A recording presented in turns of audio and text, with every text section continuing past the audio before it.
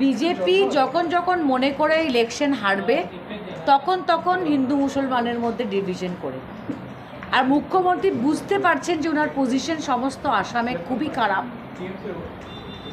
উনি যে ধরনের কথাবার্তা অ্যাসেম্বলিতে বলা শুরু করেছেন, মিয়া মুসলিম বের করো, এই করো, সেই করো, উনি এটা হলো একটা ইঙ্গিত যে আসামের মুখ্যমন্ত্রী বুঝতে পারছেন 26-এ ওনার বিপদ আছে, আর কিছু না।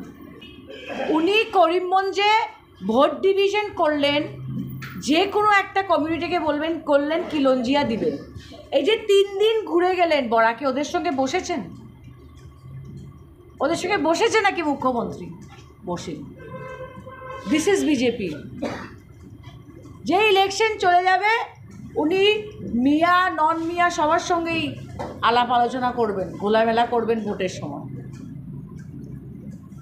উনি কি মুসলিম কমিউনিটির ভোট কম চেয়েছেন করিমগঞ্জে এসে? ঢিঙে ইলেকশনে ঢিঙে গিয়ে সভাতে উনি কি ওদের ভোট চাননি? কি বলতে চাইছেন উনি? এখন অ্যাসেম্বলিতে বড় বড় লেকচার দিচ্ছেন। আর কত ডিভাইড করবেন আপনি সোসাইটিকে? আর আপনি মিয়া মুসলিমের কথা কি বলছেন?